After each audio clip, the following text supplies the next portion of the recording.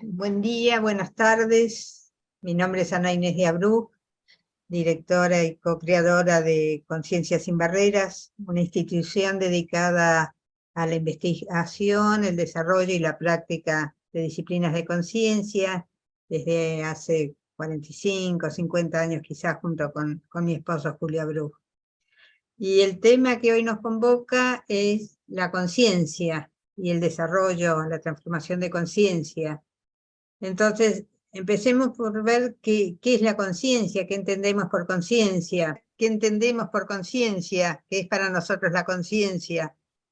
Y si lo buscamos en el diccionario de la Real Academia Española o si investigamos en las distintas escuelas de sabiduría del hombre, en las distintas tradiciones espirituales, vamos a ver que cuando se habla de conciencia, siempre se habla de que hay algo que aparece, algo que aparenta, algo que se manifiesta externamente, periféricamente, y algo esencial, algo más íntimo, tanto en nosotros mismos como en la realidad en la que vivimos.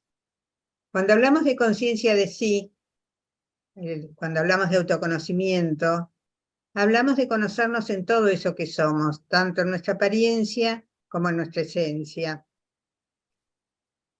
Todas las tradiciones espirituales ponen su foco en la fuente, en aquello de donde venimos, algunos llaman el espíritu, el Atman, la fuente original.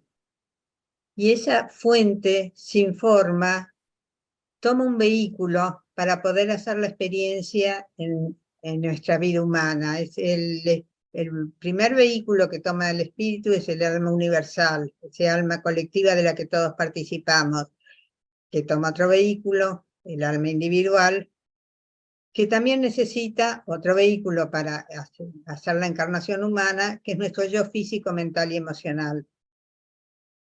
Todas las tradiciones coinciden en esto, en nuestra parte esencial, íntima, profunda, y en lo que aparece como apariencia.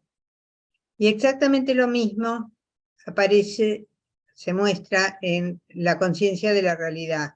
Nosotros vemos una realidad aparente, una realidad ilusoria, una realidad superficial, pero abajo hay una esencia de esa realidad, un porqué y para qué de todo lo que vivimos, un sentido profundo, que como la punta del iceberg, que vemos solo el pico, la parte de arriba, y no vemos toda la profundidad que tiene.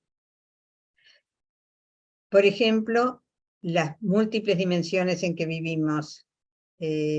Somos conscientes solo de una de ellas en general, la que nuestro ego, nuestra personalidad, nuestro yo físico, mental y emocional se interrelaciona todos los días, pero creo que todos los que estamos aquí en Sembradores, sabiendo que hay una trascendencia, sabiendo que ponemos nuestro granito de arena para una cultura de paz se desarrolle cada vez más, es porque sabemos que hay mucho más que esto que somos. En esta multidimensionalidad, entonces, según donde nosotros ponemos nuestro foco, ponemos nuestra atención, es desde allí como vemos la realidad. Podemos quedarnos con la superficie, con la apariencia, o podemos ir más en profundidad. Me gustó mucho un ejemplo que una vez dio Emilio Carrillo.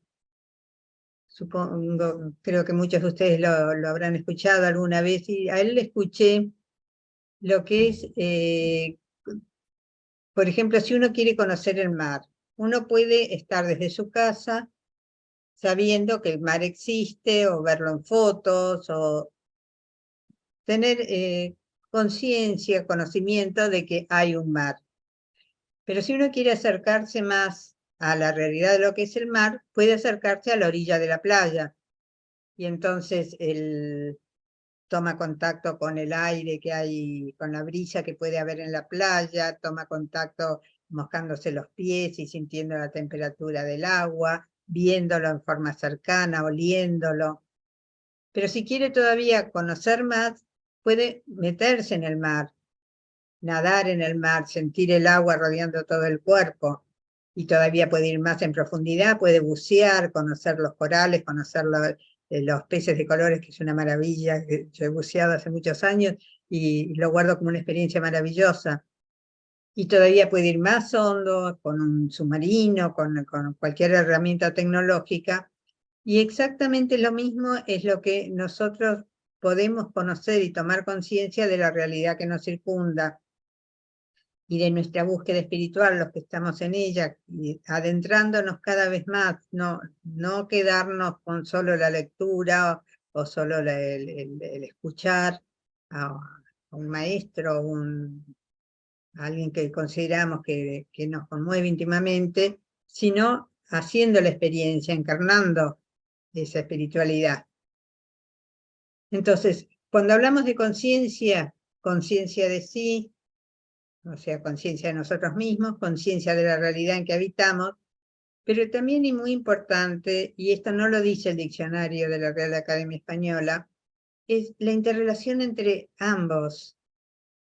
¿Quién soy yo en el todo? ¿Y qué es el todo en mí? ¿Cuál es la interrelación entre lo que yo esencialmente soy y la esencia de la realidad? Yo creo que este es un punto muy importante y que siempre en Conciencia Sin Barreras, en esta institución que les contaba, hemos tratado de integrar, de no quedarnos solo en una de ellas. Entonces, me parece muy útil la metáfora que hacen muchas tradiciones espirituales acerca de quiénes somos, tomando la metáfora del coche y el conductor, o el vehículo y el conductor, que muchas veces se confunden. Podemos creer que somos el vehículo, que somos el coche, pero en realidad hay alguien que está conduciendo ese coche, y ese es el conductor que realmente somos. Esa es la parte eterna en nosotros, esa es la parte permanente en nosotros. Podemos cambiar el coche, podemos cambiar de modelo, podemos que sea un coche más joven, un coche más nuevo, un coche más viejo, puede tener rayaduras, puede pasar muchas cosas con el coche, pero el conductor es siempre el mismo. Me parece interesante esta metáfora para tenerla en cuenta también cuando nos comunicamos, por ejemplo, con otro ser humano, con otra persona. ¿A quién le estamos hablando? ¿Al coche o al conductor? ¿Cómo es nuestro vínculo con él? ¿Es vínculo de coche a coche? ¿Es vínculo desde el conductor del otro a nuestro coche o del conductor del otro a nuestro conductor? ¿Cómo es nuestro conductor a quién se dirige? Esta metáfora a mí me resultó muy útil. Y esto es algo que también hace muchos, muchos años, yo no sé cuántos de ustedes conocieron a Pierre Bayle, fue un gran adalid de La Paz, nombrado para Premio Nobel de la Paz. No recuerdo si se lo otorgaron, pero sí recuerdo que estaba nombrado. Y él hace muchos años estuvo en Conciencia Sin Barreras, quizá 20 años atrás. Y él nos dejó una fórmula matemática que siempre me quedó muy grabada, y que es esta, que la visión de la realidad es función del estado de conciencia. O sea que la realidad que vivenciamos en un estado de conciencia es distinta a la realidad que vivenciamos en otro estado de conciencia. Cada uno de esos niveles de realidad que vivenciamos, tenemos distintos niveles de percepción. Por lo tanto, la realidad que vemos cotidianamente, que percibimos cotidianamente, desde una de esas dimensiones, no es completa. Cuando nosotros hablamos de transformar, de expandir nuestra conciencia, es porque nos abrimos cada vez más, no solo a esta realidad tridimensional en la que habitamos, sino a todas las otras dimensiones. No sé si a todas, es muy optimista, a todas las que podemos enfocar. Pero si piensan en esta fórmula, la visión de la realidad en función del estado de conciencia, eso puede ser como un motivador para recordarnos que no todo lo que vemos es la totalidad de lo que hay. ¿Y cuál es la paradoja de esta multidimensionalidad? cuando somos conscientes de que somos mucho más que lo aparente, mucho más que solo el vehículo, es que somos las dos cosas al mismo tiempo. No somos solo el coche, ni somos solo el conductor. Vinimos a esta encarnación a hacer esta experiencia de ser humanos y divinos, de ser ego y alma, de ser la parte y el todo. Si no viviéramos esta experiencia de encarnación, no experimentaríamos en nosotros mismos esa conciencia de ser quienes somos, al mismo tiempo un ser individual y parte de algo mucho mayor.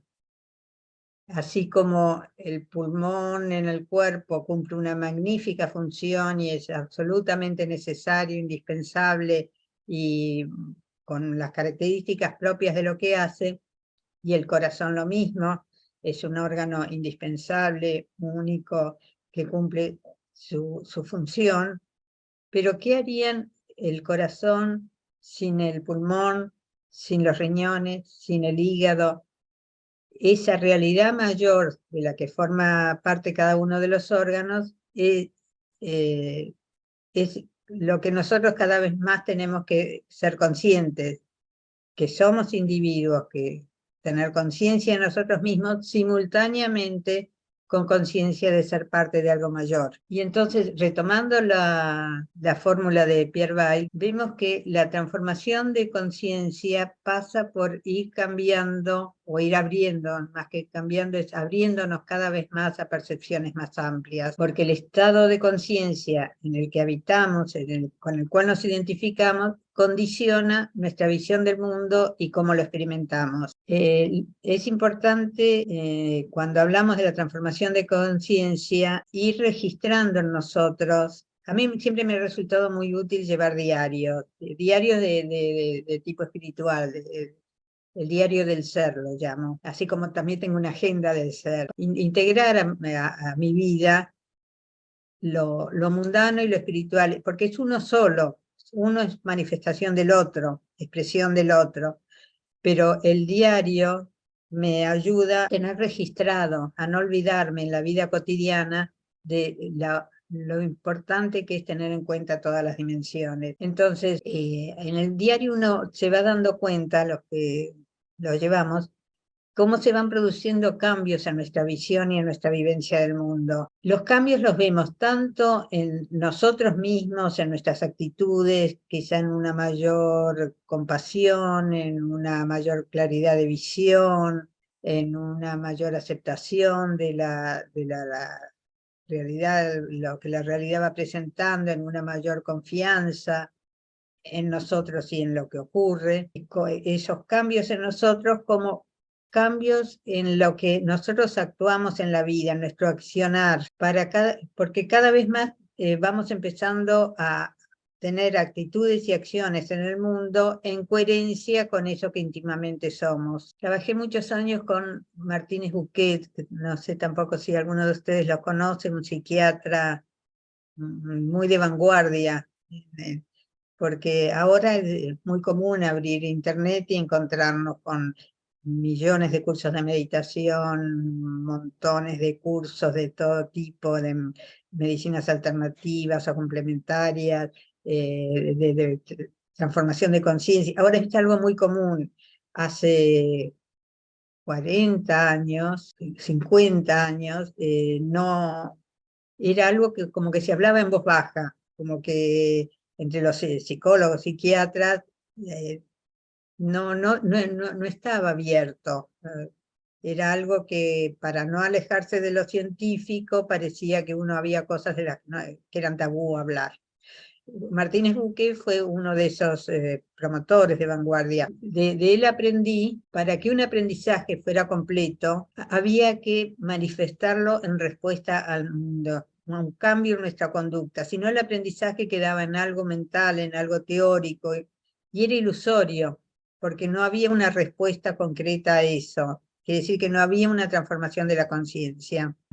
Esa transformación de conciencia puede ser gradual, o sea, algunos desde muy chicos, por ahí tenemos inquietudes respuestas que no encontramos en los libros, sensaciones quizás, algo que nos lleva a buscar algo más. Y gradualmente, a través de lecturas, a través de búsquedas, vamos acercándonos cada vez más a esa parte íntima, a la conciencia, a ser cada vez más conscientes de nosotros mismos y de la realidad que nos circunda. O puede ser que aparezca de forma súbita, algo que nos sucedió, un accidente, una enfermedad grave, o la muerte de un ser querido, o un maestro que escuchamos y nos inspiró y que nos mostraba, bueno, hay algo más, no es solo este cuerpo y estas emociones y deseos con los que nos identificamos, hay algo más en nosotros mismos y en la realidad. Y en ese caso, después vamos a ver el mapa de transformación de conciencia de Ions, que me parece muy gráfico para mostrar esto, cómo desde un punto suele aparecer toda esta búsqueda espiritual y este mayor encuentro con uno mismo. Estos mapas de transformación de conciencia también resultan útiles para muchas personas que tienen estos episodios de súbitos, estos episodios espontáneos que pueden aparecer de manifestaciones extrañas a su vida cotidiana y que desde la psicología tradicional o la psiquiatría tradicional pueden ser tomados como algo patológico. Una de mis formaciones, de mis especializaciones, fue en la diferenciación entre emergencias espirituales, entre crisis espirituales que pueden aparecer en algún momento de la vida, y lo que es patología. Y esta diferenciación es muy importante porque con esto cambia el modo de abordaje. Si una persona que tiene un episodio de este tipo, como una manifestación espontánea de Kundalini o un recuerdo espontáneo de una vida pasada, o sea, hay muchas de estas situaciones que pueden aparecer. Si consulta con un psicólogo o psiquiatra tradicional, y al salir fuera del marco de referencia de ese profesional, puede ser tomado como patológico. Pero por otro lado, esa misma situación, quizás tomada por otra persona que quizás no tiene la suficiente formación amplia, personas que por ahí han hecho un curso y creen que con eso ya están capacitadas como para atender a otras personas en sus situaciones de vida, para, mirado de esa manera, eso que puede ser patológico es tomado como algo de desarrollo espiritual. Entonces es muy importante esa diferenciación porque cambia el modo en que necesita ser abordado. Si es una manifestación de tipo espiritual, necesita ser acompañada, necesita ser tomada en cuenta para integrarse al resto de la vida. ¿Qué sentido tiene en la vida de la persona esa experiencia que pasó? ¿Para qué está? ¿Qué hacer con eso? ¿Cómo integrarlo al resto de lo que uno es? Y si es una patología, tiene que ser tratada por un profesional capacitado como para atender esa patología. En el caso de una patología, llevarlo hasta un yo consciente, un yo fortalecido, un yo que pueda tener una buena adaptación al mundo. En el caso de ser una crisis de tipo espiritual o una emergencia espiritual, es acompañar a que ese proceso siga en crecimiento. Por eso la importancia de estos mapas. Los mapas son una guía de un proceso que uno y solo uno puede recorrer. No alcanza con leerlo, no alcanza con saberlo. Uno tiene, como decía antes, como meterse en el mar, profundizar, hacer la experiencia propia. Es como si queremos ir de acá a Mar del Plata, no alcanza con tener el mapa de ruta. Tenemos que agarrar el auto e ir hacer toda la ruta hasta llegar a Mar del Plata. Y no hay atajos, no es que podemos ir hasta Chascomús y de ahí volar a Mar del Plata. Ayuda mucho tener compañeros de ruta, hacer el viaje acompañado. Si vamos a Mar del Plata, nos puede preparar un mate o contarnos las cosas interesantes que hizo. Y en el proceso de desarrollo espiritual, en el proceso de transformación de conciencia, los compañeros, la sangha se llama en el budismo, por ejemplo, la comunidad que acompaña, fortalece esa energía en nosotros y nosotros fortalecemos esa energía en los otros. Entonces, no alcanza solo con la información. Y eso uno se va dando cuenta si siente cambios reales en su vida. Si realmente está haciendo el proceso legítimo, va a ir notando que hay capacidades, que hay dones, que hay nuevas posibilidades que se abren en uno mismo. Mayor serenidad puede ser, una visión más comprensiva, más clara. Hay aspectos que se van desarrollando, quizá una mayor intuición, una mayor capacidad de silencio, una mayor confianza en la vida. Todo eso va apareciendo como mojones en el camino y que nos muestran el camino ya recorrido. Cada uno puede ir viendo, bueno, si de 5 años atrás yo reaccionaba de tal manera, quiere decir que, y ahora de otra, quiere decir que en estos 5 años he dado algún paso. Lo mismo 10, 20 años atrás. Por eso la importancia para mí del diario, cuando uno se asombra de, así era entonces y así es ahora. Y también los mapas nos ayudan a ver cuándo nos estamos desviando del camino, cuándo quedamos atrapados por la fenomenología, cuándo nos enganchamos con lucecitas de colores, con fuegos artificiales. Nos va mostrando en dónde nos distraemos, cuáles son los obstáculos que aparecen o pueden aparecer en nuestro camino elegido, cuáles son los miedos, cuáles son las creencias que limitan nuestro crecimiento.